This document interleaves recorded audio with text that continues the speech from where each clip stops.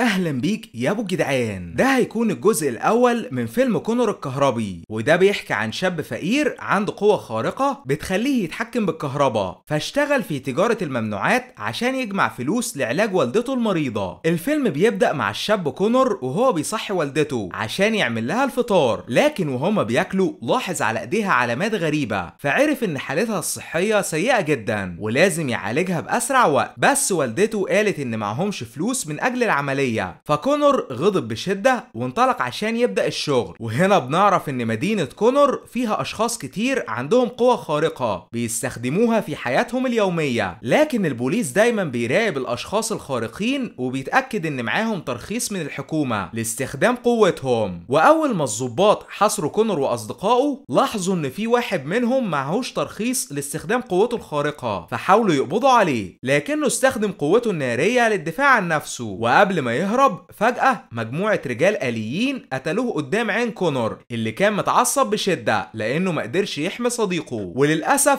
في النهاية كونور اتطرد هو وكل زمايله اللي عندهم قوة خارقة. بعد كده انطلق عشان يرجع والدته البيت من شغلها، لكنه اتفاجئ ان المدير بيزعق لها بسبب انها مريضة ومش عارفة تشتغل. فكونور غضب وكان هيستخدم قوته الكهربية الخارقة، لكن المدير اترعب منه وطرد والدته. فأم كونور زعقت له وقالت له ما يستخدمش قوته الخارقة قدام اي حد ابدا، لكنه ما سمعش كلامها. وتاني يوم الصبح كونور كان قاعد في الشارع مع اصدقائه الخارقين لانهم اتطردوا من الشغل. بس فجأة في راجل اسمه جاريت ظهر في شاحنة حمراء وقال انه محتاج شاب عنده قوة كهربية عشان يساعده في مهمة سرية. فكونور وافق يشتغل معاه مع انه عارف ان جاريت مجرم، لكنه محتاج فلوس لعلاج والدته المريضة. بالليل جاريت اخد كونور مع عصابته عشان يسرقوا مصنع مواد كيميائية، واول ما وصل البوابة اكتشفوا انها مشحونة بالكهرباء. فكونور استخدم قوته الخارقة عشان يوقف التيار الكهربي بالكامل.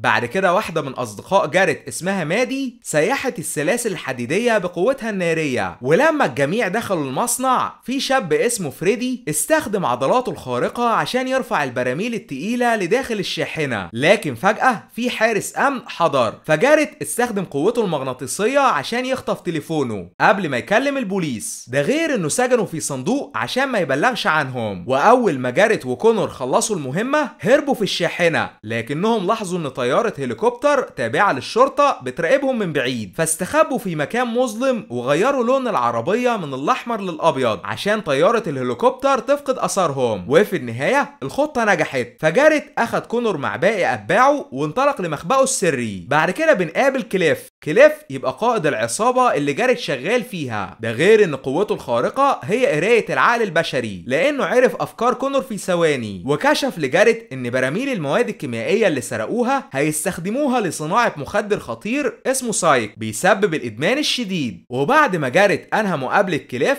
وصل كونور لبيته وقال انه عايز يشتغل معاه تاني لان قوته الكهربية مفيدة جدا. فكونور اخذ فلوسه وقعد يعدها في غرفته، لكن اول ما والدته سألته هو جاب الفلوس منين كونور كذب عليها وقال انه لقى شغل وسط المدينة. تاني يوم الصبح كونور قعد وسط الشارع زي كل يوم، حتى صديقه حذره من جاريت لانه ممكن يدخله السجن بسبب الشغل معاه، لكن كونور تجاهل النصيحة وراح لجاريت اول ما شافه لانه محتاج فلوس من اجل علاج والدته المريضة. واول مهمة جاريت احتاج كونور فيها هي انه خلاه يوقف انذار عربية غالية. بعد كده استخدم قوته المغناطيسية عشان يفتح الابواب وسرقها بسهولة. ده غير انه اخد كونور لمخبأه السري وبدأ يدربه ازاي يستخدم قوته الكهربية بشكل صحيح لانها قوة متميزة جدا ممكن تساعده يحقق كل اهدافه. وبعد ايام من تدريب جاريت لكونور اتحكم بشكل كامل في قوته الكهربية وبقى يدمر اي حد يقف بطريقه. لكنه لاحظ ان حالة والدته الصحية بدأت تسوء بشكل كبير وعرف انه لازم يكسب فلوس لعلاجها بأسرع وقت ممكن. عشان كده كونور دخل في عملية سرقة بنك مع جاريت واصدقائه الاتنين مادي وترافيس. في البداية جاريت سيطر على الحراس باستخدام قوته المغناطيسية وخلى كونور يكهرب البوابة عشان يوقف الانذارات. بعد كده الموظفة فتحت الخزنة، لكن الحاجة الغريبة ان الخزنة كانت فاضية وما فيهاش غير مبلغ مالي صغير. ده غير ان في طيارة هليكوبتر تابعة للبوليس ظهرت فجأة، لأن ده كان فخ من الشرطة للقبض على جاريت وأتباعه. بس من حسن الحظ كونور استخدم قوته الكهربية عشان يصعق الطيارة الهليكوبتر لتدميرها تماما. وأول ما جاريت بلغ رئيسه كليف إن البوليس خدعهم اتعصب بشدة، لكن وسط الكلام في بنت من عصابة منافسة حاولت تقتل كليف، بس كونور لاحظها وكهربها بسرعة. بعد كده راينو حارس كليف الشخصي قتلها بسهولة، لأن قوته الخارقة هي جسمه الحديدي اللي ما بتأثرش بالضربات. وهنا كليف كشف لجاريت إن في عصابة منافسة ليهم عنده مبلغ مالي كبير جدا، وهيبعتوا مجرمين تانيين عشان يقتلوه لحد ما يدفع لهم الفلوس. اما كونور قابل بنت مدمنة على مخدر السايك اسمها نيا، واكتشف ان قوتها الخارقة هي علاج اي اصابة لانها داوت جروحه في ثواني. ده غير ان كليف دايما بيخليها جنبه غصبا عنها عشان تعالج اصاباته لو حد من العصابة المنافسة حاول يقتله، مقابل انه يعطيها مخدر السايك. واول ما كونور روح البيت اكتشف ان والدته لقت فلوس كتير بغرفته، فعرفت انه شغال مجرم وزعقت له لانه ممكن يتسجن. لكن كونور قال لها انه بيعمل كده عشان يعالجها، بس للاسف والدة كونور مرضها زاد بشدة وجسمها بدأ يتجمد لحد ما فقدت الوعي. ولما راحت المستشفى بنكتشف ان والدة كونور عندها قوة جليدية خارقة، لكنها ما بتقدرش تتحكم فيها ودمها ممكن يتجمد لو ما اتعالجتش بأسرع وقت.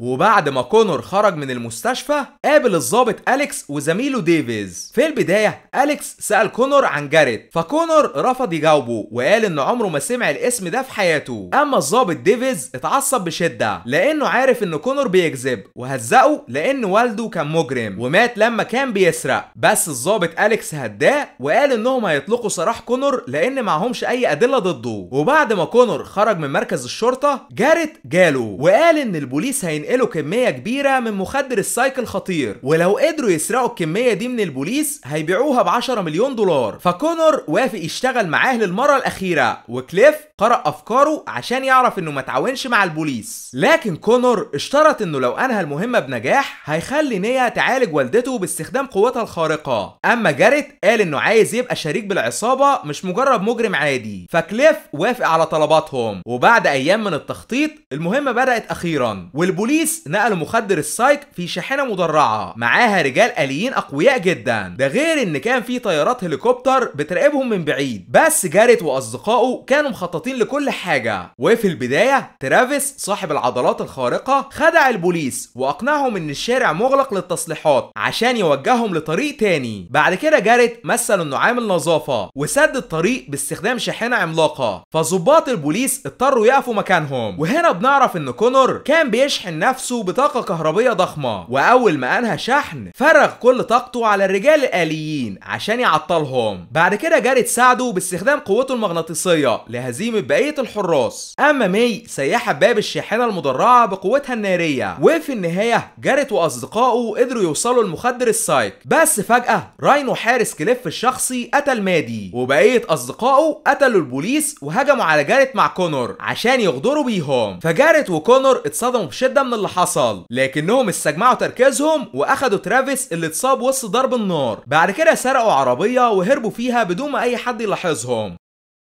لكنهم اول ما بعدوا عن البوليس اكتشفوا ان ترافيس مات من اصابته، وكونور اتخانق مع جاريت لان هو اللي شغاله مع كليف في النادي اللي خانهم اول ما اخد مخدر السايك. بعد كده كونور اتسلل للمستشفى واعتذر لوالدته بسبب افعاله، لكنها رفضت تسامحه لانه بقى مجرم خطير. فكونور عمل اتفاق مع الضابط أليكس وعرفه مكان مخبأ كليف مقابل انه يخفف الحكم عليه بسبب جرايمه. وبالفعل تاني يوم أليكس جمع جيش من ضباط العمليات الخاصة هجموا على مخبأ كليف. فكليف هرب مع نيا وحارسه الشخصي راينو، لكن جاريت كان عامل لهم فخ وضرب عليهم طلقات نارية أصاب بيها كليف. بس راينو ما تأثرش بسبب قوته الخارقة وهجم على جاريت بشراسة، فجاريت عطله بقدراته المغناطيسية. ده غير ان كونور حضر على آخر لحظة لصعق راينو بشدة. بعد كده جاريت اتحد مع كونور لزرع عمود حديدي في دماغ راينو وكهربوه لحد ما مات تماما. بس كليف كان لسه عايش وطلب من نيا تشفي جروحه والا هيقتلها. فنيا خطف بمسدسه ورفضت تساعده. بعد كده جاريت حضر واستخدم قوته المغناطيسيه عشان يخنق جاريت الندل بسبب خيانته. اما كونور قال لنيا تشفي والدته، بس نيا كشفت انها لما بتعالج اي حد مرضه بيتنقل ليها وممكن تموت لو عالجت والدته. فجاريت قال لكونور انه لازم يحقق هدفه حتى لو هيقتل نيا، وللاسف كونور سمع كلامه واخدها للمستشفى تحت تهديد السلاح. بعد كده اجبرها تعالج مرض والدته مع انها ممكن تموت، بس في اللحظات الاخيره كونور افتكر ذكرياته مع والدته الطيبه وضميره صحي فوقف نيا قبل ما تقتل نفسها. بعد كده والدة كونور فاقت من الغيبوبه وضحكت في وش ابنها للمره الاخيره قبل ما تموت من مرضها لانها سامحته على افعاله. فكونور حس بالحزن الشديد ووصل نيا لبيتها بعربيته. بعد كده اعتذر لها وقال انه هيسلم نفسه للبوليس عشان يصحح اخطائه. اما جاريت اخد كميه مخدر السايك اللي كليف سرقه وباعه لرجل اعمال غني عشان يبدا رحلته في عالم الاجرام ويسيطر على المدينه كلها. وده كان ملخص الفيلم يا ابو الجدعان. انتظر باقي القصه في الجزء الثاني. اشترك يا اسطى عشان يوصلك كل جديد من قناه جدع الملخصات، واشوفك الفيديو القادم ان شاء الله.